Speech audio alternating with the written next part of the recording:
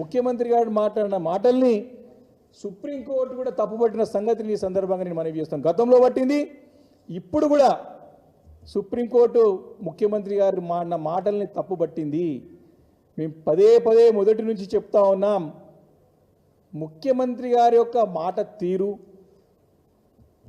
ముఖ్యమంత్రి రేవంత్ రెడ్డి గారి యొక్క వ్యవహార శైలి ఇది రాష్ట్ర ప్రతిష్టని మంటగలిపే విధంగా ఉంది అని చెప్తా ఉన్నాము. దానికి ఒక ఉదాహరణ,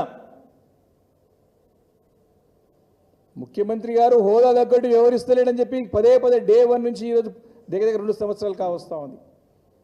ఈరోజు మళ్ళీ ఆ ఒక పదవికి మచ్చ తెచ్చే విధంగా, ముఖ్యమంత్రి పదవి యొక్క ఇమేజ్ని పూర్తిగా మంటగలిపే విధంగా, అప్రతిష్ట పాలు చేసే విధంగా మాట్లాడిన మాటలని ఈరోజు సుప్రీంకోర్టు కూడా తప్పుపట్టింది. అంటే ఏ రకంగా మరి ముఖ్యమంత్రి గారి వ్యవహార శైలి ఉందో, మాట తీరుందో స్పష్టంగా అర్థం చేసుకోవచ్చు.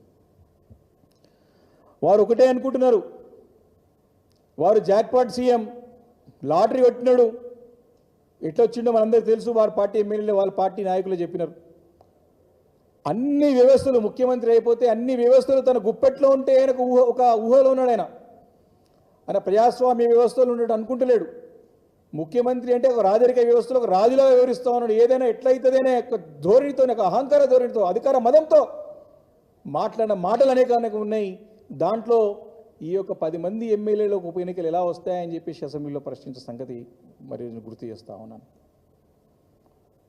కాబట్టి మేము డిమాండ్ చేస్తూ ఉన్నాం, ఈరోజు ఇట్లాగైనా ఎలా అయినా ఖచ్చితంగా 3 నెలలు అనర్హత వేయాల్సిందే. స్పీకర్ గారికి స్పష్టంగా డైరెక్షన్స్ ఇచ్చింది సుప్రీంకోర్టు. కానీ ముఖ్యమంత్రి గారికి నేను హెచ్చరిస్తున్నా, అది ఒక